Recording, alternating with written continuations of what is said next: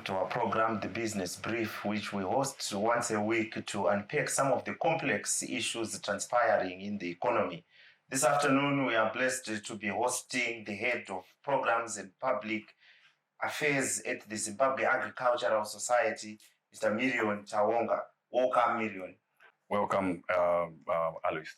So maybe to kickstart our conversation, would you just mind giving our viewers a brief background on the Zimbabwe Agricultural Society? Zimbabwe Agricultural Society was established in 1815 and operating from the exhibition park since 1915.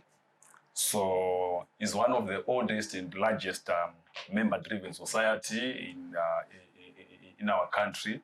And it used to be known as the Harare Agricultural Show, which later changed to Zimbabwe Agricultural Society.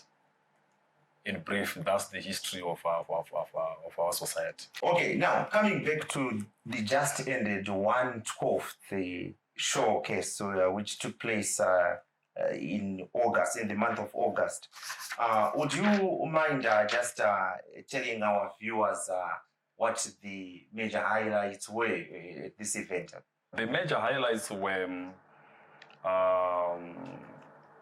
on our livestock section, where we managed to exhibit the climate resilient breeds in the form of the your simmentals, your tulis, your bonsmaras. And we also managed to have foreign exhibitors. The 112th edition attracted more than 6 foreign exhibitors who come to showcase their different products and services which are being offered outside Zim. And we were privileged to have our colleagues from South Africa, Botswana, Malawi, and DRC, you name it.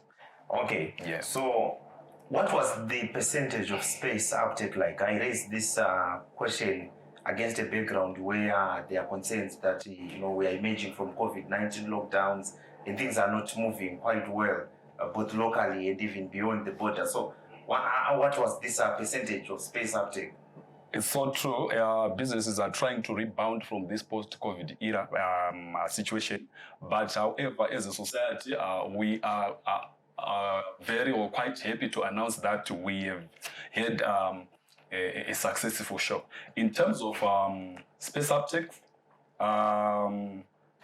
the exhibitors managed to occupy a total of 75,442.70 square meters against 481 exhibitors. So, Mr. Vinga, you can see that's a huge number in terms of space uptake, and we are quite happy about it. Okay, yes. So now, also still circling around this issue of space uptake, how would you describe the type of exhibitors? Is to say those in the agricultural sector and those coming from other sectors also? Which ones dominated this list? Yes. This year, I would say the parastatals and ministries dominated in terms of space uptake percentages, followed by the agricultural related business operators and the other institutions like that. But we are hoping moving forward to 2023, it's one of the areas where we feel as a society we need to pull up our socks and improve in terms of roping in more agricultural-related business companies to come in and showcase the evolution of agriculture in our country. And also, we will be giving the platform to our farmers to network, interact with those in direct interface with agricultural sector. And remember, agriculture is the key driver of our national economy. And hence, we need to make sure we promote services that enhance production and productivity of our farmers. Okay, so some of our viewers out there could be wondering how really one gets to come and showcase at the Zimbabwe Agricultural Show. Maybe if you could just give us a brief background on how the process commences up to the point where the competitions reach a national level. I'll start from the farmer side. It starts from what we call the zonal shows, which are being held at the rural areas in Kumusha. Okay. Then the zonal shows will then feed into the district shows.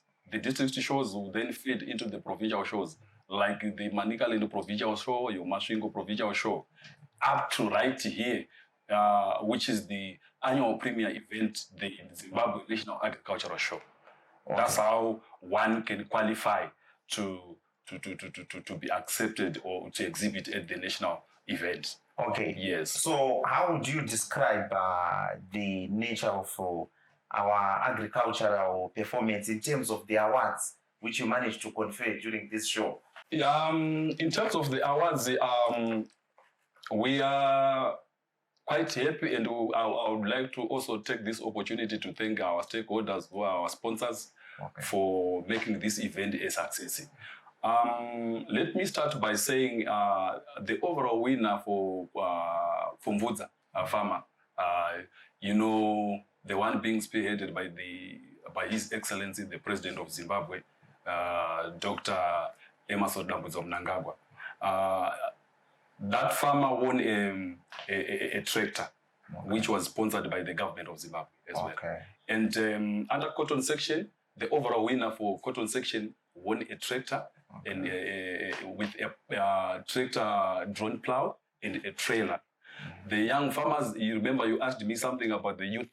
We have a new category under cotton section where we say the young farmers, cotton young farmers, they have to face off each other themselves. He got himself a bull and a heifer. Both items being sponsored by Kotco, which is the cotton company of Zimbabwe.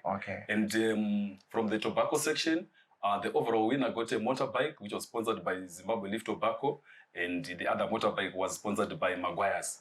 So, yeah, in terms of awards, as you can see, it was rich. If you can put it in numbers. The value of the tractors won and the motorbikes, you can see Zimbabwe, the corporate world is supporting the agriculture industry. Now, I know that you are still undertaking a review of this 112th edition of the show, but just in general, how do you perceive the rise of young women and youth in farming, basing on the exhibitions which were being made here? It's one of our key mandates. We say, if you revisit our this year's theme, the sub-themes are saying accessibility, accountability, and abundance. By accessibility, it's inclusive. We are saying women in agriculture should be included in financial inclusion and access to land and access to competitions. So in as far as 112th edition is concerned, we were quite happy because we managed to have more than 10% of women participating in this year's show. So that's a number where we can ride, and we intend to improve that by 2023. That I can assure you. Do you have any benchmarks as you go forward into 2023? Yes, we need to improve that percentage by 5 to 10%, so that we can safely say we have done justice to our work as a society. Yes. Now, I also understand that there are quite a number of headline conferences which run alongside the showcase. Would you mind just sharing with our viewers like the main conferences which are of concern to the farmers? We have our traditional one, which is the ANAC. We call it ANAC in short, but that's for Annual National Agribusiness Conference under the theme Fostering Economic Growth through Agricultural Value Chains. So as you can see, that one is a conference, a breakfast conference hosted by the National Economic Consultative Forum in partnership with the Zimbabwe Agricultural Society, in trying to create a platform for farmers, business executives, the government, the policymakers, so that we can reshape our agricultural sector, trying to improve in terms of production, in terms of our yields per given area, in terms of access to markets, how best can we navigate our way into agricultural system so that we can restore our country back. Remember, Zimbabwe was known to be the breadbasket of Africa, and we want to go back to that position. So that was the major thrust or the major highlight of that breakfast conference. Also, not forgetting that we also want to make sure our farmers get adapted to this climate change-induced weather patterns. So that's another area where this discussion was centered on. How best can we assist our farmers so that they can adapt and be able to become more resilient in these ever-changing weather patterns. Yes. And what were the major points to note, just in a summary from that conference when we are talking about adaptation? Yes, the major points to note is one, the input suppliers were encouraged to make sure that they make inputs available to farmers on time so that they can plant on time. Remember, the seasons, we are saying they are ever changing. So once you plant early, it means your crop will have enough time for it to reach its physiological state of maturity. So that's another major highlight. The other highlight that comes out of the discussion was let's encourage also our farmers to plant hybrids, particularly focusing on short season varieties, so that we'll be able to get yields out of that. Not forgetting our small grains. To adopt the new technology, which is the conservation farming way, popularly known as the Pomvuza. Okay. That's another technology that can be adopted by farmers in order for them to become more resilient against this climate change animal. Now, there's also the agricultural mining interface, which I also understand is one of the major conferences. Would you just can you manage to shed much more light on how it took place? Mining and Agriculture Breakfast Conference always it's another conference that happened during the 112th edition. The purpose of this conference is to iron out issues between the two important sectors. Remember, they compete for the same resources, land and water. So the purpose of us having that conference is to have the two sectors iron out their differences and form a synergy that can enhance our economy, So they are like the Siamese twins. They cannot operate in isolation. That's the purpose, the thrust. We are saying, for example, we have mining industry here, we have agriculture. They are doing excavation, but that piece of land which they are doing their mining activities, the agriculture sector says we want to use the same piece of land. So having that now two sectors come on board and the dialogue about it will give us smooth way of operating or doing things in different sectors, but at the same time complementing each other. Yes. But now in mining, we've got an emerging form of mining by the artisanal small-scale miners, and there are some concerns that going forward there's need also to include them to be a part of such conferences, so they come and also share their experiences, not knowing whether they participate in these conferences or there are plans to also bring them on board. Yes, plans are underway to bring artisanal miners to come and attend these important breakfast conferences because they are beneficial to them, to us all as Zimbabweans. We are going to make sure they get information on time that in such and such a date we are going to have a mining and agriculture breakfast conference. Come and participate and attend so that we won't have problems on the ground where mining and agriculture normally takes place. So to us as Zimbabwe Agricultural Society, it's one of our key mandates to facilitate dialogue between mining and agricultural industry.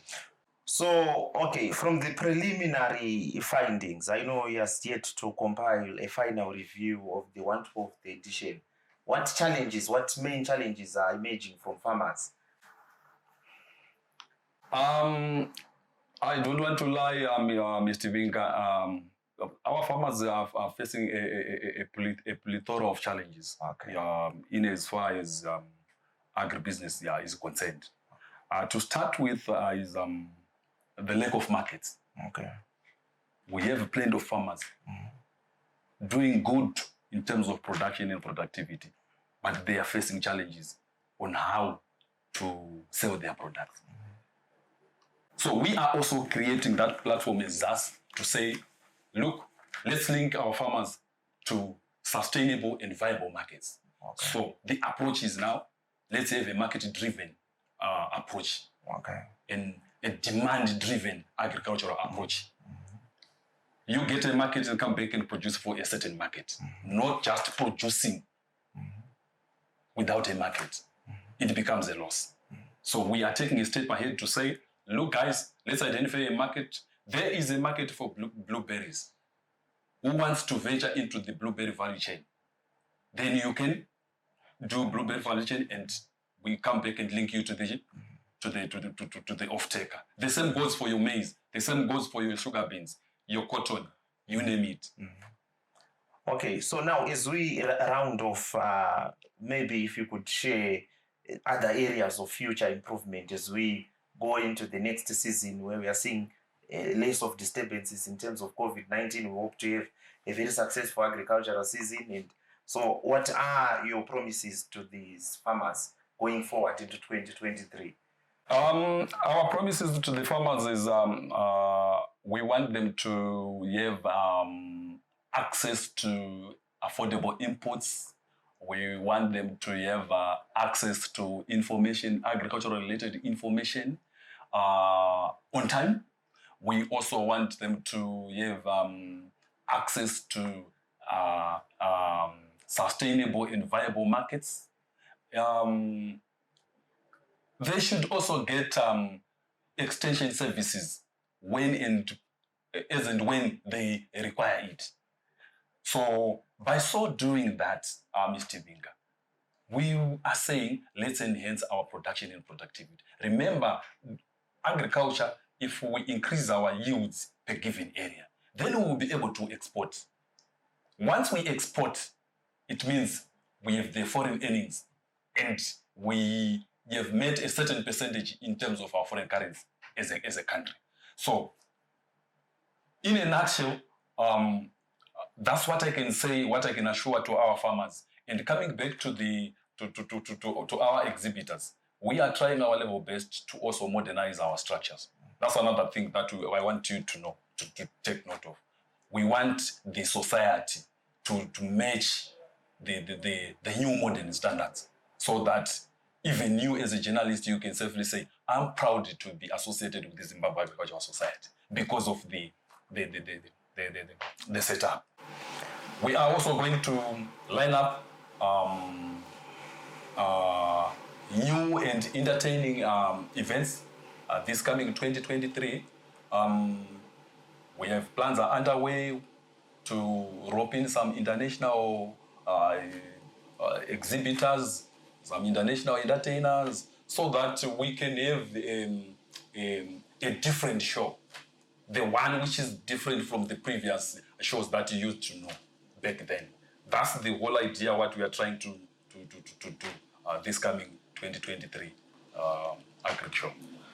Okay, viewers, our program has come to an end, and that was Mr. Miriyoni Tawonga, Head of Programs and Public Affairs at the Zimbabwe Agricultural Society. Thank you so much, Miriyoni, for your time. Thank you so much, Mr. Vinga, for having me on this interview. You're welcome. For these and other programs, please do not hesitate to visit our website, which is www.newzimbabwe.com, our online TV, Destiny TV, our Facebook page, newzimbabwe.com. Otherwise, enjoy the rest of your viewing.